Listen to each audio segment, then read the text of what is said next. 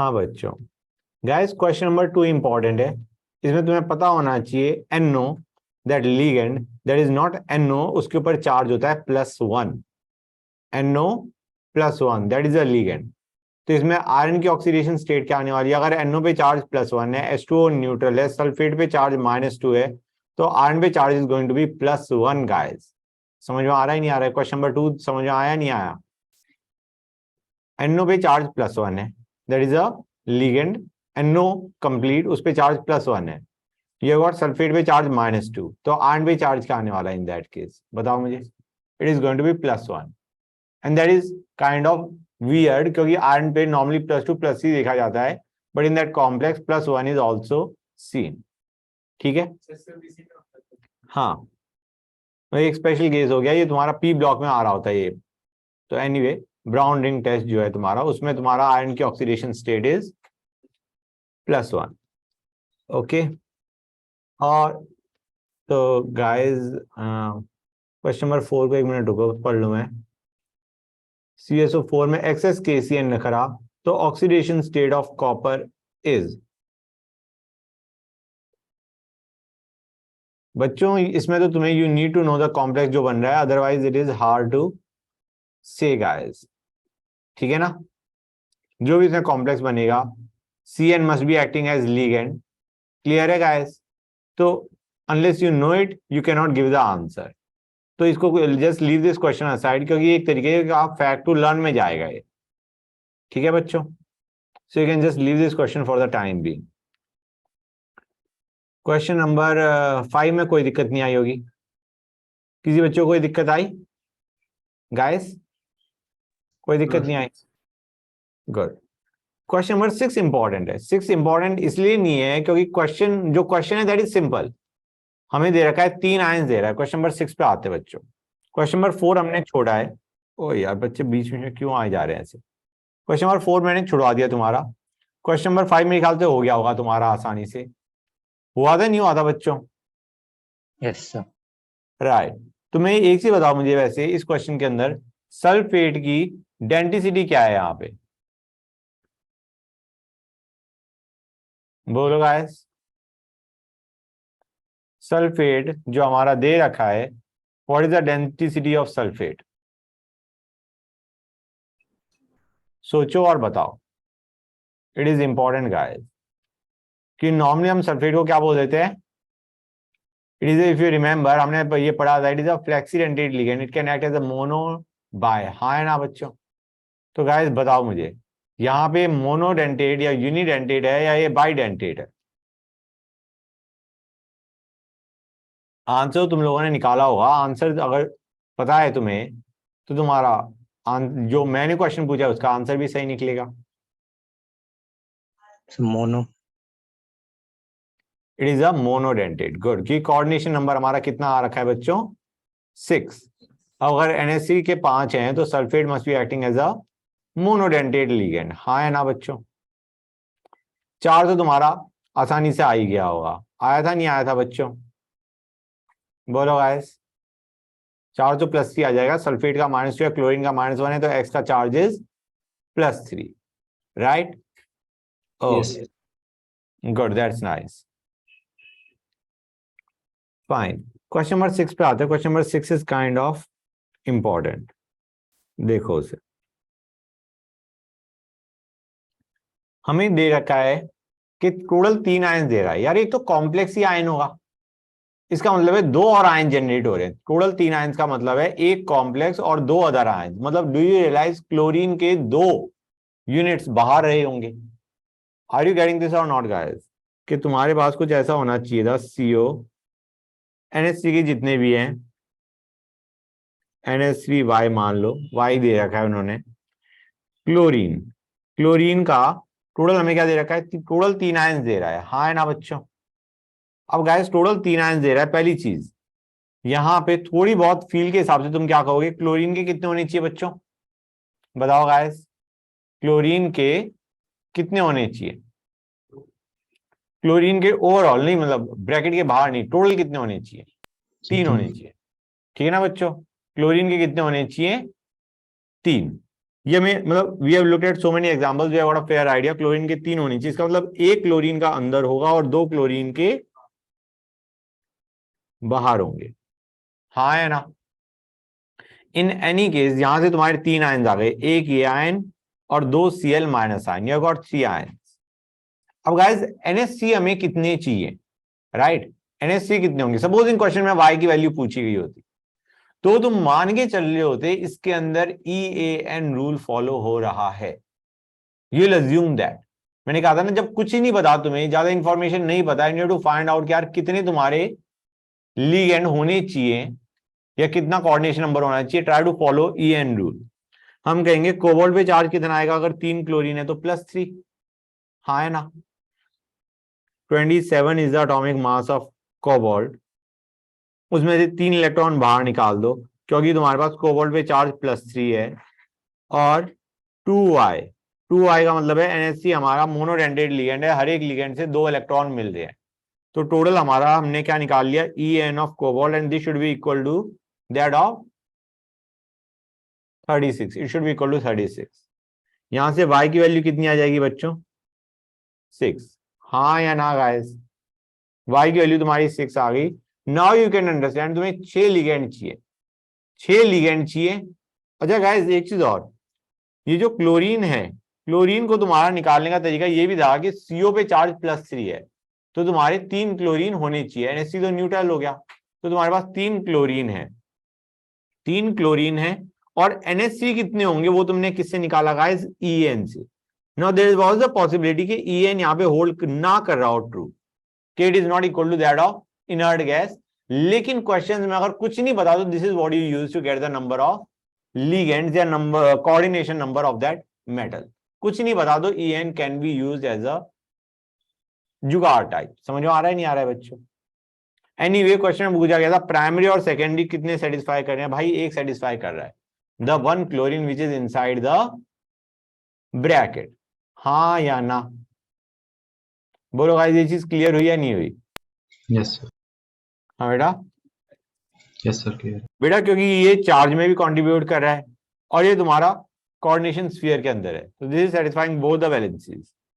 Primary valency तो वो होता है ना जो which results in charge on metal, and secondary जो कोऑर्डिनेशन। तो गाइस ये क्वेश्चन समझ में आया नहीं आया? 3 आयंस दे रहा है और उस पे CO पे चार्ज +3 है, CO पे चार्ज +3 है मतलब Cl के 3 है, 3 आयन दे रहा है मतलब 2 क्लोरीन अंदर बाहर, 1 क्लोरीन अंदर। और y की वैल्यू कैसे निकाली वो मैंने तुम्हें बता दिया यूजिंग EN। अब मेरे ख्याल से इस क्वेश्चन में कोई डाउट नहीं रहा होगा, राइट? और तो मेरे ख्याल से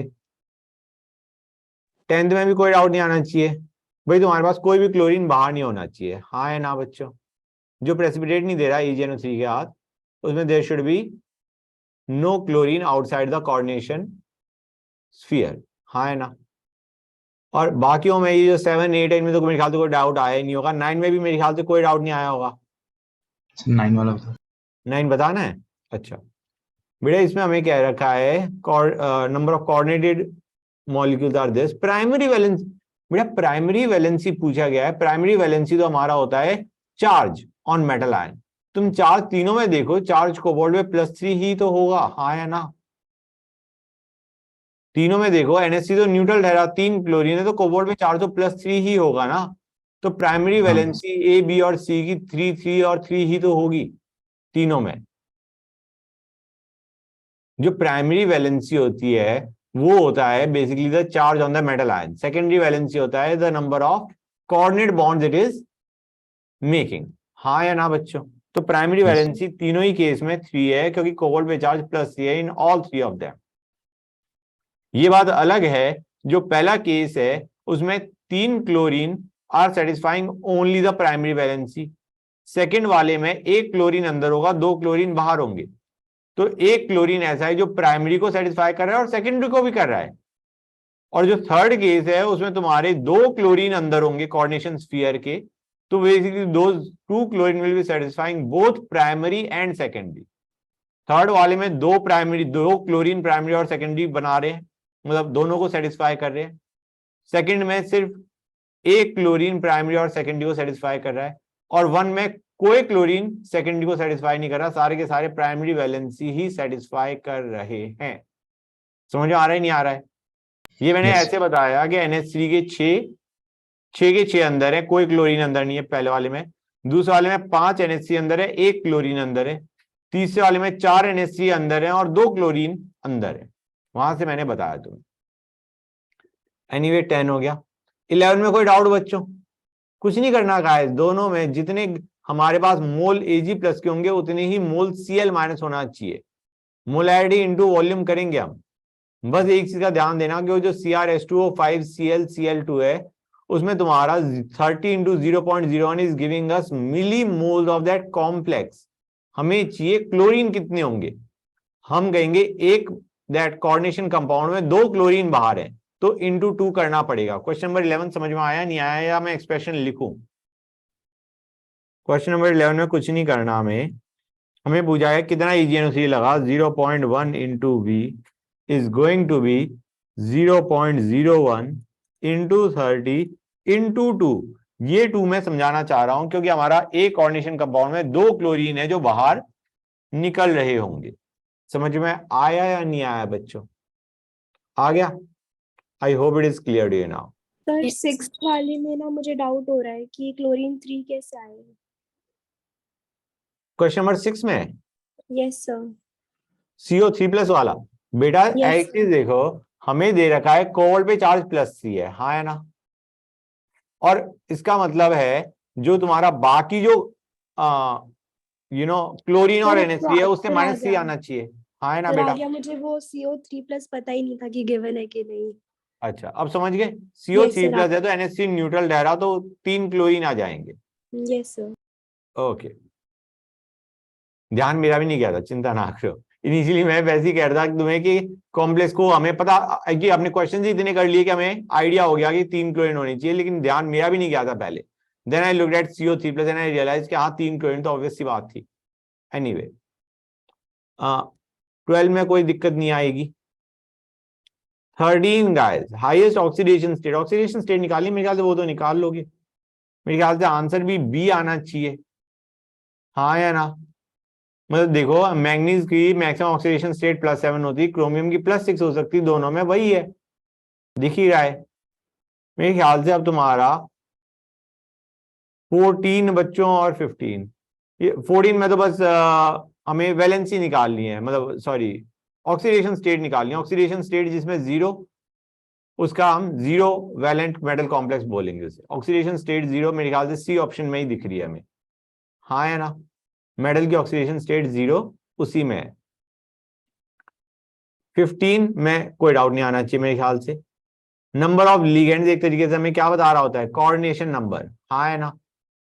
मतलब मोनोडेंटेड लिगेंड्स हैं तो जितने मोनोडेंटेड लिगेंड्स होंगे वही तुम्हारा कोऑर्डिनेशन नंबर होगा। Yes sir. 16, 17, 18, 19, 20, 21 गाइस, यहां तक मेरे ख्याल से कोई दिक्कत नहीं आनी चाहिए। इनमें तो कोई दिक्कत नहीं आई होगी, I don't think so. Sir 18 बता दो। 18 नहीं बताना मेरे को। अच्छा minimum, sorry I miss that. Electrical conductivity minimum का मतलब बेटा समझो, इसका मतलब ये है कि तुम्हारा मिनिमम नंबर ऑफ आयंस तो मिनिमम इलेक्ट्रिकल कंडक्टिविटी। समझ में आ रहा है नहीं आ रहा है? जितने कम आयन वो रिलीज करेगा उतनी कम इलेक्ट्रिकल कंडक्टिविटी होगी। तो बेसिकली अगर तुम्हारे पास ऐसा देखो क्वेश्चन नंबर 18 में, you will have to make every coordination compound. Hexammine platinum 4 chloride, platinum है, हेक्सामीन है, ठीक है ना बेटा? अब क्लोराइड, क्लोराइड कितने होंगे बच्चों? जब प्लेटिनम पे चार्ज +4 है तो क्लोरीन पे चार्ज -1 है, तो Cl4 ले लूं मैं इसे, हाँ है ना बेटा?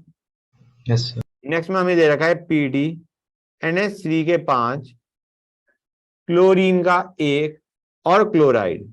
हम कहेंगे प्लेटिनम पे चार्ज इसमें भी +4 है, एक क्लोरीन अंदर आ चुका तो बाहर 3 ही क्लोरीन होंगे, हाँ है ना? तो बेसिकली पहले वाले में 5 आयंस बने, दूसरे वाले में 4 आयंस बने, ऐसे हर एक को करके we have to find out जिसमें सबसे कम नंबर ऑफ आयंस उसकी कंडक्टिविटी मिनिमम। अब समझ गए? Yes sir. मेरे ख्याल से तो आंसर तुम्हारा डी आना चाहिए यस सर, मिनिमम के उसमें लिए। 2 आयन बनने हैं। हाँ जो भी, समझ गए नहीं समझ गए गाइस? नंबर ऑफ आयंस में सबसे कम बनेंगे। एनीवे आगे चलें गाइस। 19 में कोई दिक्कत नहीं होनी चाहिए, 20 में नहीं होनी चाहिए, 21 में नहीं होनी चाहिए, 22 में भी नहीं होनी चाहिए। 22 में काम की चीज मैं बता दूं गाइस, NO2 को हम क्या बोलते थे? नाइट्रीटो N। ONO को क्या बोलते थे? नाइट्रीटो O। लेकिन अगर सिर्फ नाइट्रीटो लिखा है तो क्या बोलोगे? नाइट्रीटो, अगर सिर्फ नाइट्रीटो लिखा है तो that is NOONO। Sorry, try to understand. Nitrito N जो हमारा था that was for NO2, nitrito O was for ONO। अब हम कहेंगे अगर सिर्फ नाइट्रीटो लिखा है तो प्लीज उसे क्या मान के चलो? नाइट्रीटो O, ONO मान के चलो, क्योंकि तुम्हारे दो नाम चलते हैं। जैसे NO2 के दो नाम है, नाइट्रीटो N या नाइट्रो। नाइट्रो भी चलता है, NO2 का नाइट्रीटो N या नाइट्रो, और ONO का चलता है नाइट्रीटो या नाइट्रीटो O। समझ में आ रहा है नहीं आ रहा है बच्चों? क्लियर हो गई ये चीज? नहीं हो गई? ONO, गुड, क्योंकि तुम्हारा NO2 का फिर बनता है नाइट्रो, राइट। मेरे ख्याल से और तो किसी भी क्वेश्चन में अभी मैं चलता जा रहा हूं। तो गाइस इस पे आ जाओ, ये अच्छा है। 28 से पहले किसी को कोई डाउट है? 25 बताओ बेटा। पेंटा अमीन नाइट्रीटो, ये वही आ गया नाइट्रीटो, और कोबाल्ट, और ऑक्सीडेशन स्टेट हमें देखनी पड़ेगी। I think it is going to be +3।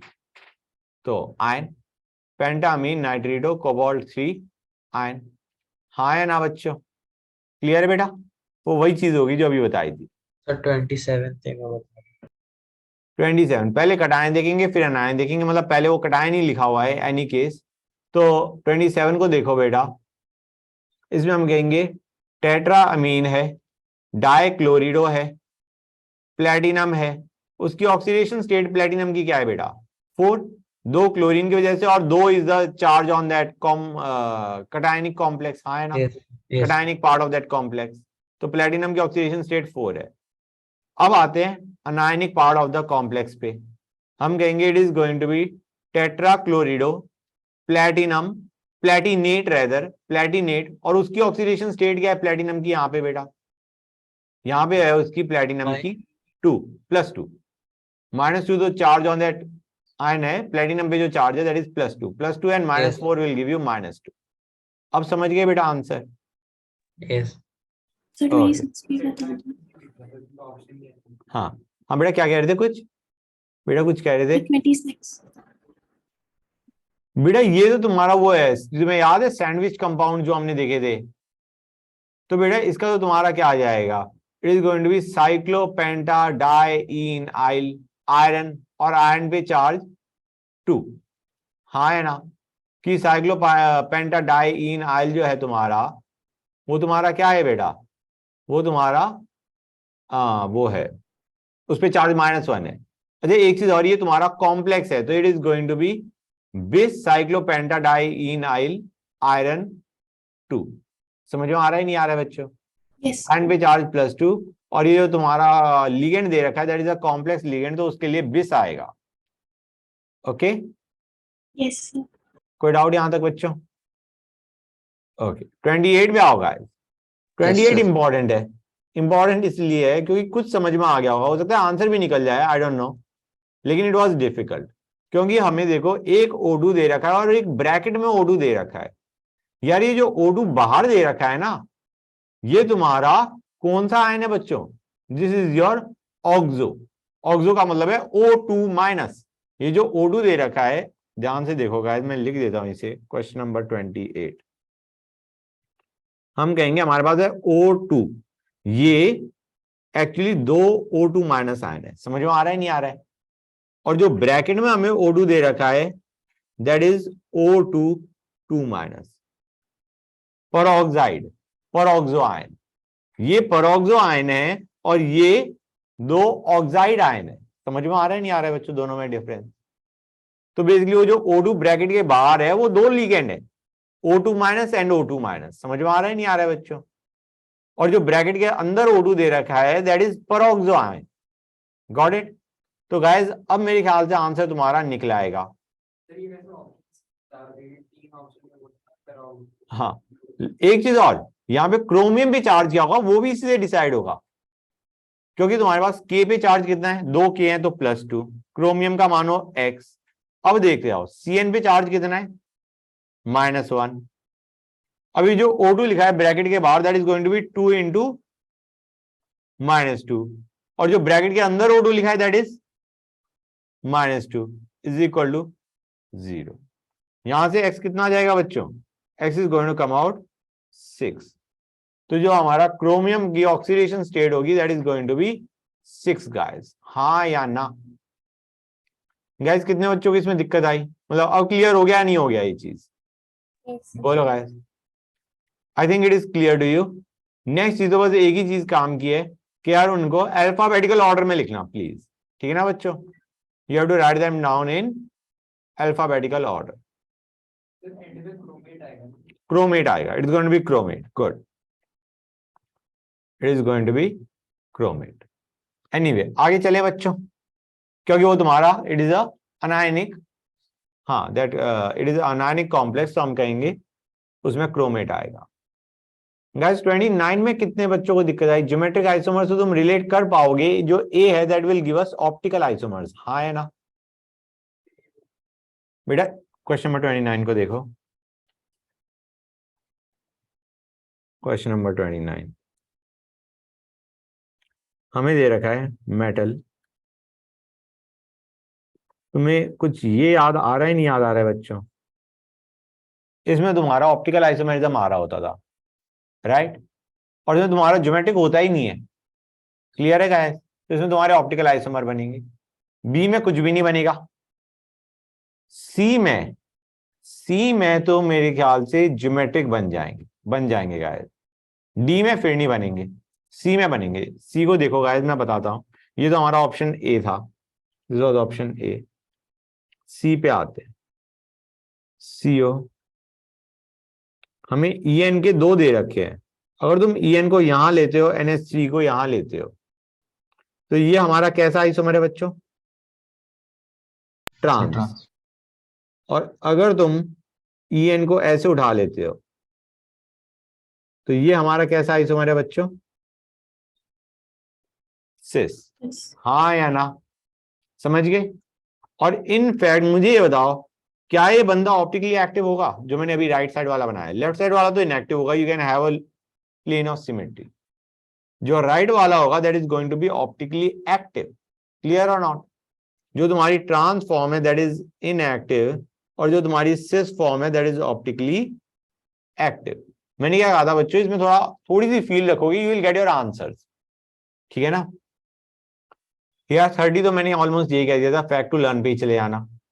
जब चारों लिगेंड डिफरेंट हैं, स्क्वायर प्लेनर कॉम्प्लेक्स है, तो तुम्हारे पास टोटल ज्योमेट्रिक आइसोमर्स कितने बनते हैं, 3, हाँ है ना। वी वन डिस्कस के कौन कौन से बन सकते हैं, एक में ए बी ऑपोजिट करो, एक में AC ऑपोजिट करो, एक में AD ऑपोजिट करो, क्लियर है गाइस। 31 में कोई दिक्कत नहीं आनी चाहिए बच्चों, कोई आई थी, एक में ब्रोमीन बाहर है, एक में क्लोरीन बाहर है, हो जाएगा। फैक्मर आइसोमेरिज्म A3B3 टाइप में होता है। 33 में भी कोई दिक्कत नहीं आनी चाहिए, अगर कोई दिक्कत है तो बीच में बता देना बच्चों। 34 में भी कोई दिक्कत एज सच नहीं आनी चाहिए, कोई दिक्कत है। 35 में भी कोई दिक्कत नहीं, 34 में है बेटा NO2 और ONO है, इसमें तुम्हारा कौन सा आइसोमेरिज्म आएगा बेटा, लिंकेज आएगा नहीं आएगा, एम्बिडेंटेड लिगेंड में लिंकेज आता है नहीं आता है बच्चों, गुड। तो दैट वाज द केस कि तुम्हारा एम्बिडेंटेड लिगेंड दे रखा है तो ये बन जाता है। अब 35 में कोई दिक्कत नहीं आई होगी। 36 वाला केस हमने अभी देखा था बच्चों, ये देखो जो मैंने अभी ऊपर मतलब क्वेश्चन अभी हमने करा था बोर्ड पे, उसको देखो। क्वेश्चन नंबर 36 उसी टाइप का है, EN के 2 लिए, इंस्टेड ऑफ 2 NH इस बार 2 क्लोरीन ले लिए। टोटल नंबर ऑफ आइसोमर पूछा है बच्चों, that is geometric plus optical. Try to understand, they have asked total number of possible isomers. तो हम कहेंगे ट्रांस का 1 और सिस के 2, क्योंकि इसमें ऑप्टिकल एक्टिविटी है नहीं, इसमें ऑप्टिकल एक्टिविटी है। टोटल नंबर ऑफ आइसोमर कितने आने वाले बच्चों, 3, क्लियर और नॉट गाइस। Yes. हाँ, तो वो गड़बड़ हो जाती है, उस पर ध्यान रखना आप। 37 में एज सच कोई दिक्कत नहीं आनी चाहिए।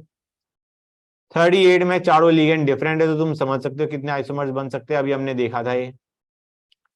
39 में पूछा गया है number of geometric, optical and total number of isomers, and it is of the type A B2 C2। अगर तुम ध्यान से देखो, एक सिमेट्रिक लिगेंड दे रखा है, bidentate ligand, and you have got B2 C2 type.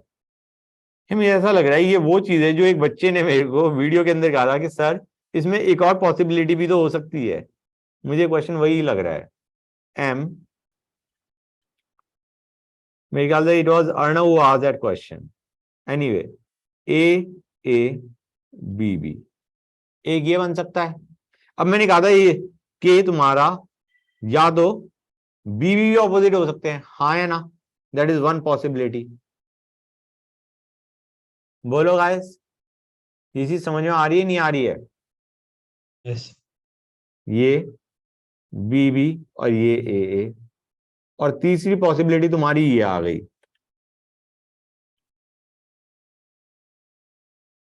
जिसमें तुम्हें याद होगा शायद क्वेश्चन में आई मिस्ड वन, और बच्चे ने कहा था कि सर ये भी तो पॉसिबिलिटी हो सकती है।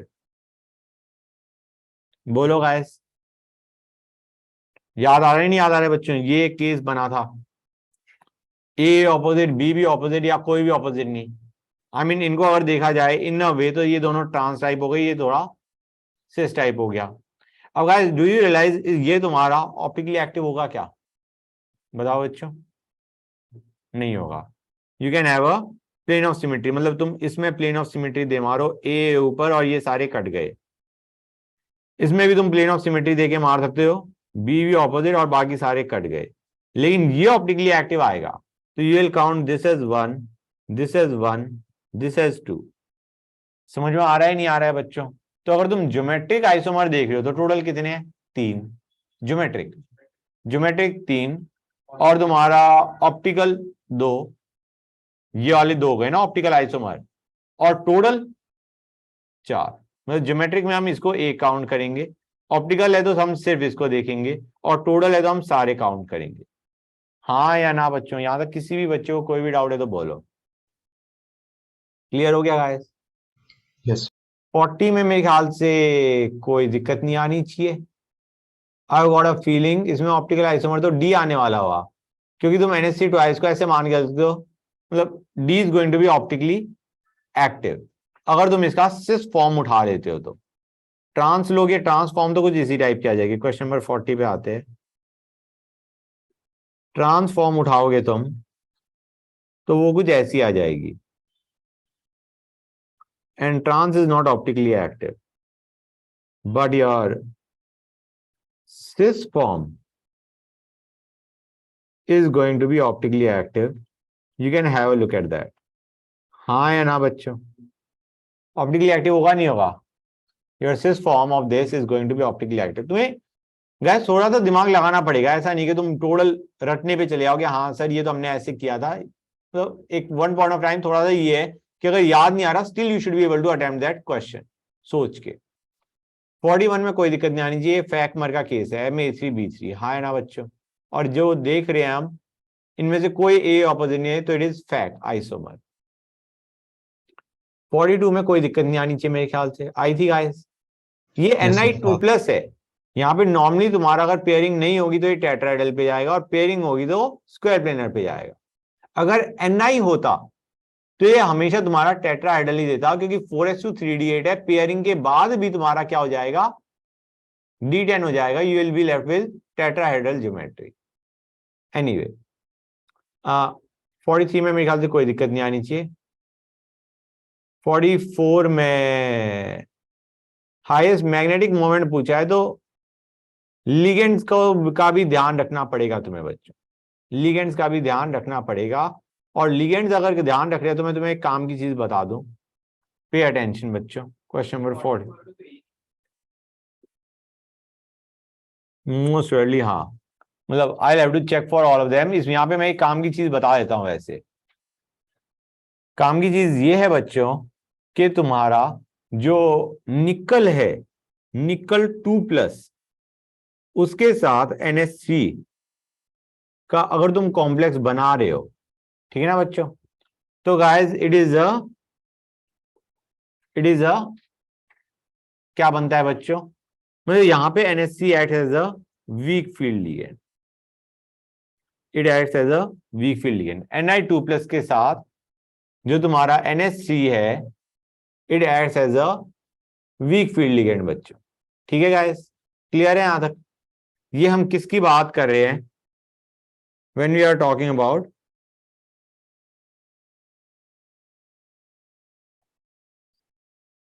even in case of octahedral complexes, you can understand it is going to act as a weak field ligand.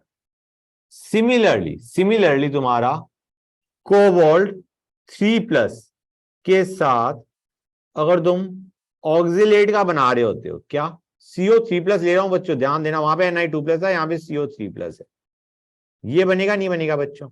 I mean that is going to be the charge on the complex, क्योंकि cobalt पे charge +3 है और oxalate पे, हर एक oxalate पे charge -2 है। तो बच्चों यहां पे अंडरस्टैंड करो, ऑक्सिलेट ये तुम्हारा वाटर से भी नीचे लाई कर रहा होता है स्पेक्ट्रोकेमिकल सीरीज में, it acts as a strong field ligand. तो ये तुम्हारा एक फैक्ट टू लर्न है जो याद होना चाहिए कि नॉर्मली हम कहते थे NH3 is a strong ligand, नहीं, Ni2+ का reacts as a weak field ligand. Similarly हम कहते थे NH3 से नीचे वाले आर वीक फील्ड लिगेंड, लेकिन CO3+ क्या reacts as a strong field ligand बच्चों। ये दोनों ही हम कौन से कॉम्प्लेक्सेस देख रहे हैं, ऑक्टाहेड्रल कॉम्प्लेक्सेस की बात कर रहे हैं। एनीवे ये क्वेश्चन मेरा आया कहां से था, वैसे यहाँ पे NiNH3 2+ था, तो इट डजंट इवन मैटर। समझ में आ रहा है नहीं आ रहा है बच्चों? क्लियर है guys? We are not talking about octahedral complexes, in any case we will not go for pairing. ठीक है बच्चों, क्लियर है गाइस? Ni2+ है, इसके अंदर हम हाइब्रिडाइजेशन क्या सोचेंगे बच्चों, बोलो गाइस? ये नॉर्मली क्या होता है, 4s2 3d8 होता है, 2 इलेक्ट्रॉन हटा दिया, ये गॉट 3d8, पेयरिंग हम करेंगे नहीं, हम किसके लिए चले आएंगे, sp3 के लिए। एनीवे फाइन, 45 में कोई दिक्कत नहीं आई होगी, आई थी बच्चों? So 43 बता दो। 43 बेटा, 43 का आंसर शायद गलत दे रखा है, इट इज नॉट सी, तुम्हें निकालना पड़ेगा, it is a weak field ligand बच्चों। ठीक है गाइस, क्लियर है यहां तक? तो बेसिकली तुम्हारा यहाँ पे 2 है ना नंबर ऑफ अनपेयर्ड इलेक्ट्रॉन, जिसमें 4s2 3d8 में से 2 इलेक्ट्रॉन हटा दो, नहीं चार है। Ni+4 दे रखा है, ओके, तो तुम्हारा कितना आ जाएगा बच्चों, 3d6, 3d6 आ गया, तो तुम सारे के सारे अनपेयर का मतलब वो सोचोगे तो तुम्हारा n=4 आ जाएगा, 4 के हिसाब से तुम्हारा मैग्नेटिक मोमेंट निकालोगे, 4 6 24, ऐसी कोई ऑप्शन नहीं दे रखी। ग्रेट, ठीक है बच्चों, समझ आया नहीं आया ये चीज? 3d6 अगर स्ट्रॉन्ग लिगेंड होता तो तुम्हारा नंबर ऑफ अनपेयर्ड इलेक्ट्रॉन 0 आते, अदरवाइज d6 के अंदर अगर पेयरिंग नहीं हो रही तो नंबर ऑफ अनपेयर्ड इलेक्ट्रॉन्स 4 आएंगे, उसके हिसाब से मैग्नेटिक मोमेंट निकालोगे √n+2, that is going to come out √24, जो कि ऑप्शंस में नहीं दे रखा तुम्हें, it is going to be like 4.9 something. Anyway ठीक है, दैट आंसर इज रॉन्ग। कोई डाउट यहां तक बेटा? बोलो, कोई डाउट नहीं ना? ठीक है, एनीवे 45 हो गया। 46 इज द क्वेश्चन जिस टाइप में मैं ये बताना चाह रहा था। गाइस देखो, ए में you will have inner orbital complex, हाँ है ना, स्ट्रॉन्ग लिगेंड है। बी में क्या सोचोगे बच्चों, बताओ guys? Is it going to be inner orbital और outer orbital? And NH is a weak field ligand with Ni2+। चलो आउट। फैक्ट टू लर्न जो मैंने बताया था, it is going to be outer orbital complex. C को देखो यार, oxalate से स्ट्रॉन्गर लिगेंड होता है तुम्हारा H2O, अगर oxalate is acting as a strong ligand तो तुम्हारा water will also act as a strong ligand बच्चों। क्लियर है गाइस? और तुम्हारा डी तो हमें पता है, normally NH3 act as a strong ligand except with the case of Ni2+ बच्चों, it is act as a strong field ligand except with Ni2+। कोई डाउट यहां तक बच्चों? गुड। 47 में कोई दिक्कत नहीं आनी चाहिए, 48 में कोई दिक्कत नहीं आनी चाहिए, वीक फील्ड लिगेंड है तो ऑब्वियस सी बात है sp3d2 के लिए वीक फील्ड लिगेंड की जरूरत है हमें, तो it is going to be option D. हाँ या ना? अब आते हैं 49 पे। हियर डेल्टा नॉट हाईएस्ट, हम कहते हैं डेल्टा नॉट कई चीजों पे डिपेंड कर रहा होता है। मेटल पे चार्ज क्या है, मेटल कौन सा है, वहां पे तो फर्क नहीं पड़ रहा। पड़ रहा है क्या बच्चों? नहीं। ठीक है गाइस, एटलीस्ट ज्यादा फर्क नहीं पड़ रहा। हम यहाँ पे जो देखेंगे कि हमें लिगेंड डिफरेंट दे रखे हैं, तो will be going as per ligand. Ligand strong तो तुम्हारा डेल्टा नॉट की वैल्यू ज्यादा। तो तुम्हारा इसमें आंसर क्या आने वाला है बच्चों? सोच के बताओ। लिगेंड पे डिपेंड कर रहा होता है, मेटल पे डिपेंड कर रहा होता है, मेटल के चार्ज पे भी डिपेंड कर रहा होता है। यहां पे तुम सबसे बड़ा फैक्टर कौन सा देखोगे? 49 में लिगेंड को देखोगे। हाँ या ना? Sir it is going to be A. 50 में मेरे ख्याल से कोई दिक्कत नहीं आनी चाहिए।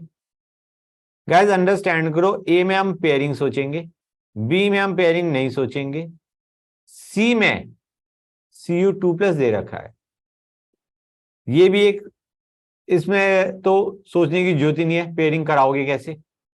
ठीक है गाइस, मेरे ख्याल से बी में भी मेरे ख्याल से पेयरिंग का कोई स्कोप खास है नहीं, क्योंकि +2 है। +2 का मतलब समझो यू गॉट 3D9 कॉन्फ़िगरेशन।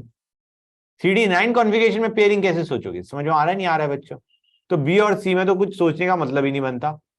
ए में पेयरिंग सोच सकते हो, डी में पेयरिंग होगी नहीं क्योंकि वीक फील्ड लिगेंड है गाइस। तो मोस्ट प्रोबेबली तो मेरे ख्याल से आंसर तुम्हारा डी ही उठ के आने वाला है। हाँ है ना बच्चों? क्योंकि तुम्हारा ए में पेयरिंग सोचे, डी में पेयरिंग नहीं सोचे। ए में पेयरिंग सोचोगे तो तुम्हारा 4s2 3d6 में से तुम कितने इलेक्ट्रॉन हटा दो? 2 हटा दो, 3d6 है, अनपेयर्ड इलेक्ट्रॉन 0 आएगा स्ट्रॉन्ग फील्ड लिगेंड के साथ। जबकि Mn में H2 अगर लिगेंड ले रहे हो तो that is a weak field ligand guys. D5 configuration है, 5 के 5 अनपेयर्ड इलेक्ट्रॉन दिखेंगे तुम्हें। हाँ या ना बच्चों? Guys am I going too fast या समझ में आ रहा है बच्चों को? आ रहा है ना? और बी और सी में 3D9 है, तो उसमें तो पेयरिंग का कुछ सोच ही नहीं सकते। ऑड इलेक्ट्रॉन है, हाँ है ना? वो भी एक सिंगल ऑड इलेक्ट्रॉन है, तो पेयरिंग का सोचोगे कैसे? 51 में मेरे ख्याल से कोई दिक्कत नहीं आनी चाहिए गाइस। हाँ या ना? जो MnBr4 2- है या CuF6 3- है, उसमें हम पेयरिंग नहीं सोचेंगे, वीक लिगेंड है। पहले वाले में पेयरिंग सोचेंगे। हाँ या ना? क्लियर है गाइस? ओके। 52 में भी कोई दिक्कत ऐसा सच नहीं आनी चाहिए। सीओ के साथ हम मतलब पहला जो NH है उसके अंदर हम स्ट्रॉन्ग लिगेंड सोच के करेंगे, एफ में वीक लिगेंड सोच के करेंगे। I think you can get the answer. बच्चों कुछ समझ में आ रहा है नहीं आ रहा है? यस स्ट्रॉन्ग लिगेंड होगा तो तुम देख लो ना गाइस, तुम्हारा it is going to be 4s2 3d7 से 3d6 बन जाएगा, 0 अनपेयर्ड इलेक्ट्रॉन आ जाएंगे बच्चों। पहले वाले केस में तुम्हारे पास 0 अनपेयर्ड इलेक्ट्रॉन्स आ जाएंगे। दूसरे वाले में तुम्हारा कितना था? Again you had 3d6, pairing होगी नहीं तो तुम्हारे पास 4 अनपेयर्ड इलेक्ट्रॉन्स आएंगे। गुड। 53 में तो मेरे ख्याल से कोई दिक्कत नहीं आनी चाहिए बच्चों। एक एक ऑप्शन तुम्हें चेक करनी पड़ेगी। Hybridization in case of they will differ, yes they will differ. Magnetic properties में दे विल डिफर, क्योंकि Ni2+ है, तुम समझ सकते हो एक में पेयरिंग होगी एक में पेयरिंग नहीं होगी। प्राइमरी वैलेंसी दिख रहा है हमें, they will not differ in the primary valency, दोनों में निकल पे चार्ज +2 है। That statement is not correct. 54 पे आते बच्चों, हमें पूछा है correct order of magnetic moment. Guys अब तुम्हें देखना पड़ेगा ऑप्शन में क्या कि जो Cn है, Cn क्या तुम्हारी पेयरिंग करवाएंगे हम। समझ में आ रहा है नहीं आ रहा है बच्चों? और Cl के साथ हम पेयरिंग नहीं सोचेंगे। Clear guys? ऑनलाइन वाले बच्चों हाँ या ना में जवाब दो। यस। यस 55 हमें कह रखा है नंबर मैग्नेटिक मोमेंट इज 3.87, इसका स्क्वायर कितना आता है? रफली 16। तो n × n+2 कितने पे आएगा? 3 0 9 15 मान लो, 15 तो n = 3। 3 अनपेयर्ड इलेक्ट्रॉन्स चाहिए। 3 अनपेयर्ड इलेक्ट्रॉन्स किस में आएंगे यार? D3 कॉन्फ़िगरेशन में आएंगे। स्ट्रॉन्ग लिगेंड लो, वीक लिगेंड लो, T2G में 3 बढ़ जाएंगे। हाँ है ना? ऑक्टेटल कॉम्प्लेक्स में Yes. D3 कॉन्फ़िगरेशन लोगे, there can not be any pairing, क्योंकि पहले 3 इलेक्ट्रॉन्स 3 लोअर एनर्जी ऑर्बिटल्स में भर गए, D X Y Y Z X Z में। गुड। 56 में कोई दिक्कत नहीं। 57 में हमें बताया जितना लीगेंड स्ट्रॉन्ग उतना डेल्टा नॉट ज्यादा, उतना ज्यादा स्टेबल कॉम्प्लेक्स। याद आ रहा है नहीं याद आ रहा है बच्चों? मतलब लीगेंड स्ट्रॉन्ग होता है तो तुम्हारा कॉम्प्लेक्स स्टेबल होता है। 58 में इरविंग विलियम ऑर्डर लगा दो। हाँ बेटा सी। 58 में इरविंग विलियम ऑर्डर लगाओगे, ठीक है बच्चों। 59 में कोई दिक्कत नहीं आनी चाहिए। D2sp3 है, इनर डी यूज हो रहे हैं और हायर ऑर्बिटल डी यूज हो रहे होंगे, हाँ है ना बच्चों, हाइब्रिडाइजेशन में। तो it is going to be, मतलब तुम समझ रहे हो कि नीचे वाले फिल्ड अप है D2sp3 में, जो इजी ऑर्बिटल है they are the ones which are taking part in hybridization, और इजी आएंगे dx2 y2 and z2। Question number 60 पे आते हैं।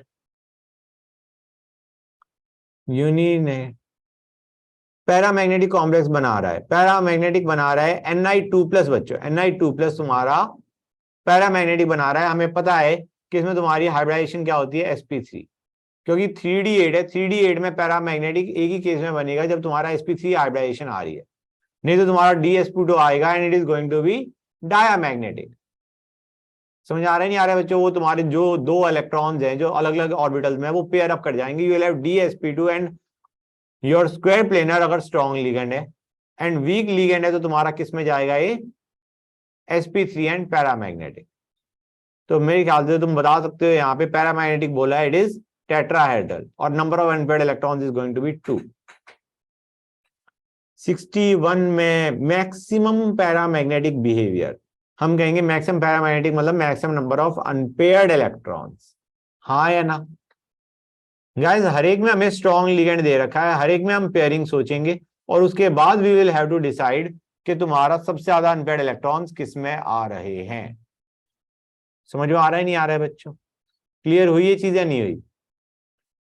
तो गाइस मेरे ख्याल से इसमें कौन सा होगा, एक एक को देखना पड़ेगा। Sc+3 में कितना होता है, ये तो मेरे ख्याल से इसमें तो 0 अनपेयर्ड इलेक्ट्रॉन्स आ जाएंगे, हाँ है ना? 0 इलेक्ट्रॉन्स होंगे डी में। Sc+3 का मतलब देखो, राइट? तो इसमें तो n is 0, number of unpaired electrons is 0। CO CN6 3-, मेरे ख्याल से इसमें तुम्हारा 3d6 से 0 अनपेयर्ड बचेगा। NiCN4 2-, इसमें भी 0 बचेगा। डी आंसर हो जाना चाहिए इन दैट केस। अब green colour guys, green colour तुम्हारा with water as ligand, aqueous solution का मतलब है तुम्हारा water must be acting as ligand, वो तुम्हारा होता है Ni2+ आयन का। Ni2+ आयन का एक्वस सॉल्यूशन में ग्रीन कलर होता है, फैक्ट टू लर्न, ठीक है? ओके। 63 में तो कोई दिक्कत नहीं आनी चाहिए बच्चों को, 64 में भी कोई दिक्कत नहीं आनी चाहिए, ना ही 65 में आनी चाहिए, 66 में भी नहीं आनी चाहिए। तुम्हें पता होना चाहिए सीओ का बॉन्ड ऑर्डर लोएस्ट, मतलब सीओ का बॉन्ड लेंथ मैक्सिमम वो तब होता है जब सिनर्जिक बॉन्डिंग मैक्सिमम होता है। Synergic bonding maximum negative ion में देखी जाती है, जिसमें मेटल पे चार्ज नेगेटिव है, तो it is going to be D. Guys anti cancer species कौन सा है तुम्हारा, सिस्प्लेटिन, तुम्हें याद होगा मैंने इसका स्ट्रक्चर भी बना के बताया था, हाँ है ना बच्चों? Good, right. 68 fact to learn है, 69 फैक्ट टू लर्न है, 70 यार ऑर्गेनोमेटेलिक कंपाउंड वो होते हैं जिसमें मेटल और कार्बन के बीच में बॉन्ड हो, ठीक है? तो गाइस इसमें तुम्हारा C is going to be the compound which is not organometallic. Pi bond किसमें नहीं गाइस, तुम्हें याद होगा डाई बेंजीन क्रोमियम और फेरोसिन, ये दोनों तुम्हारे सैंडविच वालों में आते हैं जो हमने बीच में करे हुए हैं। ये याद आ रहा है नहीं याद आ रहा है बच्चों? If you remember the diagram, we discuss the diagram. जी सॉल्ट का भी हमने डायग्राम डिस्कस किया था बच्चों। B and D are sandwich compounds, और तुम्हारा जो सी है वो तुम्हारा स्ट्रक्चर हम कर चुके हैं। Grignard is the one which doesn't have pi bond. 72 में तो मेरे ख्याल से सारी करेक्ट हो जाएंगे गाइस, हाँ है ना? अब 73 में ग्रिग्नार्ड रीजन में तो हमें पता है RMGX होता है, तो यू नो द आंसर। 74 भी फैक्ट टू लर्न आ गया। 75 का कोई आंसर बताएगा? ये हमने लास्ट क्लास में डिस्कस किया था। हाइड्रोजनेशन ऑफ एल्कीन्स में हम कौन सा यूज करते हैं, विल्किंसंस कैटलिस्ट, हाँ है ना? Yes, the B. It is going to be B. Good, very nice. Hold on guys,